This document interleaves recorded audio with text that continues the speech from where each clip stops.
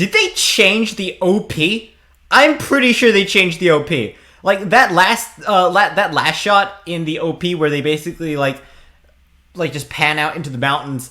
In that last one, they like zoomed into the mountains on that last shot. Did they change the OP like ever so slightly? I know it's like a very minor change, but I'm sure there's got to be some significance to that.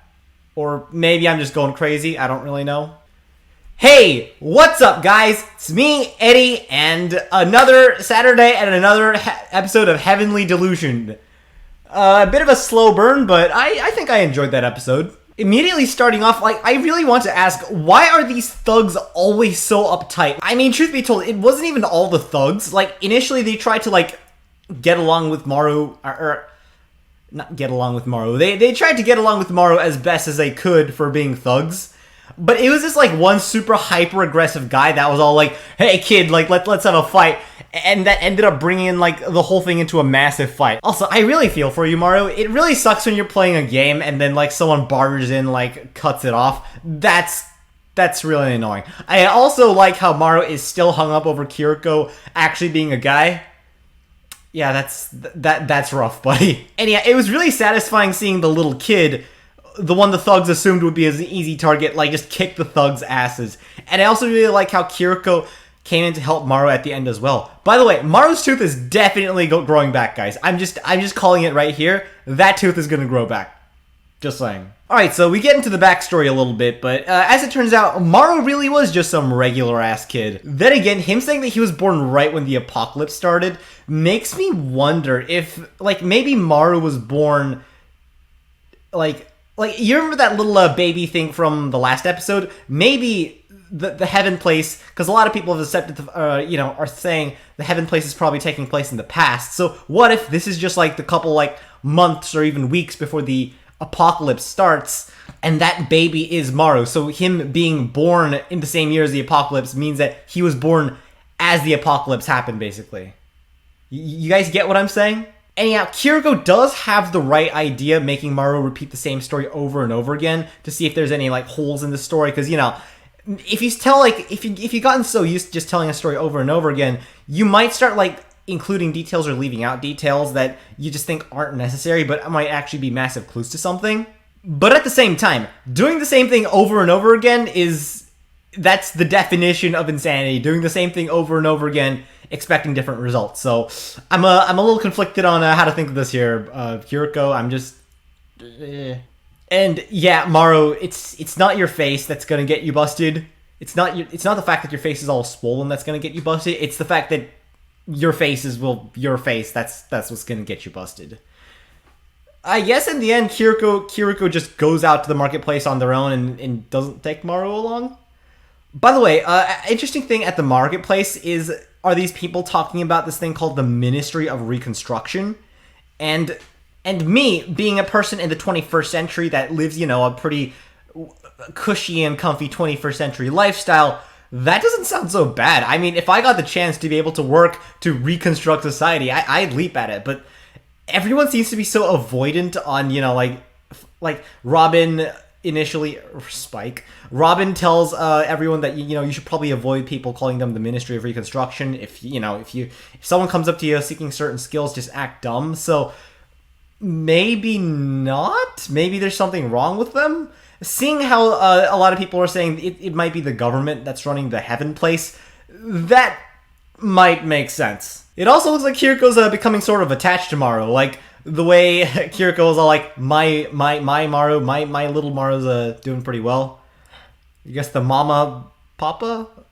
What even is Kiriko at this point, honestly? Connections sort of starting to form. Also, I just want to say this up in front, but I was definitely panicking as well when I saw Maru gone. The empty room just mirrored the way the orphanage had disappeared after, I think episode 3, when, Haruki becomes Kiriko by entering Kiriko's body. Kiriko's body. I was actually a little disappointed we didn't get an interesting new plot point where you have to, find Maru or whatever, but at the same time, we get to see more of Maru, so that's great. Turns out he was just next door, whacking it. My man Maru is becoming more and more relatable by the minute. I get you, Maru. It sucks when someone interrupts you mid-wank. I really like how he tried to hide it from Kiriko, despite the fact that the Kiriko used to be a boy in terms of hierarchy and would actually understand why Maru was doing that, but I mean, it's embarrassing, so he tried to hide that anyway.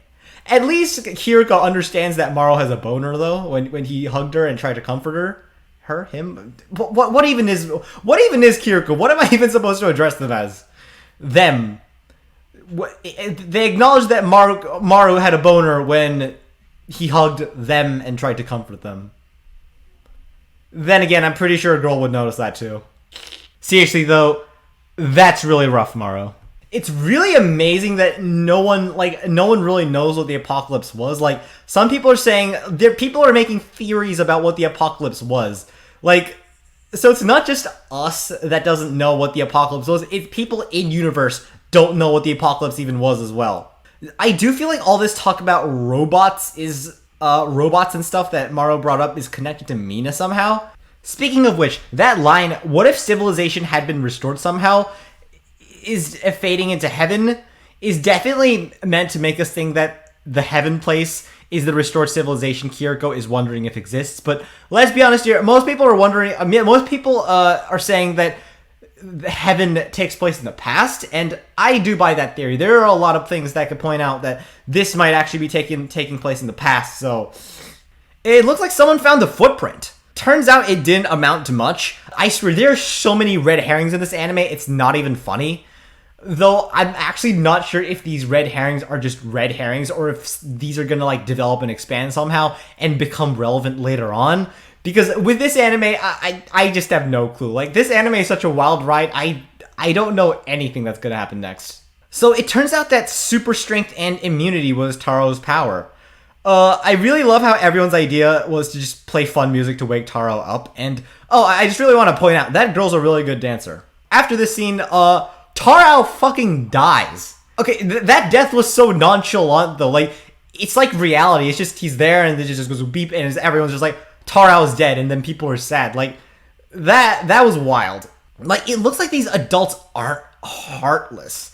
I seriously wonder what they're up to, seeing that they're not, like, sociopaths, and they do legitimately seem, like, apologetic for what they're doing. Whatever it is, these adults think that, like, this is to, like, save humanity or whatever. They see this stuff as absolutely necessary. The Taro mourning scene reveals that this is actually the second death, and that someone named Asura died previously. And when I saw Asura's death in Kona's mind, my mind immediately went to some, like, weird SCP stuff because her body was suspended so far up in midair, but as it turns out, she just committed suicide. I'm not sure what she hung herself on, because I'm pretty sure that was a hanging, but yeah, Kona seemed really hesitant to tell Tokyo about, what exactly happened. Oh, and I'm calling it now. Tokyo's not gonna die. I'm sure of that. I've heard some people say, theorizing that Tokyo is pregnant, which, I mean, alright, big monsters, all the plot twists, literally brain-changing, I can accept that, but pregnancy, for some reason, I just don't buy it. Then again, knowing this show, I really have no clue. That part where some guy comes in asking for help legitimately scared me. He's banging on the door saying, "I know you're in there." And just like Maru and Kiriko, I was expecting this big fight to happen. But as it turns out, no, there's no big fight happening. It's just a guy coming to ask for help. Like, that legitimately had me fooled as well. So, okay, we got a doctor who can make you immortal by putting monster parts. That's in a group called the Immortal Order. I'm split between calling this a false lead, just due to the history of false leads within the Kiriko and Maru storyline so far, and thinking that this might be an actual breakthrough and might lead to some big results because of the nature of everything that's going on around this thing. Probably a mixture of both, considering I feel like it's gonna be they're gonna find a piece of the jigsaw puzzle that's going to help them, but isn't going to tell them the whole answer. I feel like that's most likely. Also, that stuff is nasty, like that man-eater soup. Dude, don't just dump it onto the room floor. I agree with Maru, don't dump that, ew. So, with all that being said, Kiriko and Maru decide to head out using that map they bought towards the 100% pure water region, and they're also probably going to try to visit the Immortal Order as well. There's a section of the map that says strange people, and the show, the usage of shots is implying to us that the strange people here is related to the, heaven place. But let's be honest here. Again, many people are saying that heaven is taking place in the past, so I feel like that's a red herring. Whatever it is with the strange people, I feel like there's a high chance that there's going to be a fight. And yeah, that's pretty much the end of the show. I'd really like to ask, what is that thing to that weird-looking organ thing that was left behind when Taro was cremated? Did he disappear? I'm not sure what happened to Taro's body. Maybe it was cremated, maybe it wasn't, but whatever's left is this weird thingy. And everyone in all the adults in heaven, all the researchers, all the scientists aren't sure what it is. Again, I'd like to ask, what is that thing? But again, this show is just so wild. At this point, I don't even need to ask. I'm not even surprised that something happened to Taro's body. Oh man, this is this episode felt really short as well. I can't wait for next week's episode. I know I say that at like every anime, but honestly, I honestly can't. These episodes feel like they're 5 minutes long.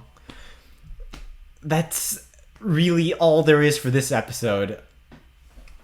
And yeah, that's that. I hope you all enjoyed this episode. I hope you all enjoyed this video, and I'm gonna leave it off here, guys. Please, if you like this video, leave a like, subscribe, and comment if you haven't done so already, and smash that bell. And yeah, that's probably gonna be me signing off. The sky's up, and you guys are awesome. I will see you all in the next episode.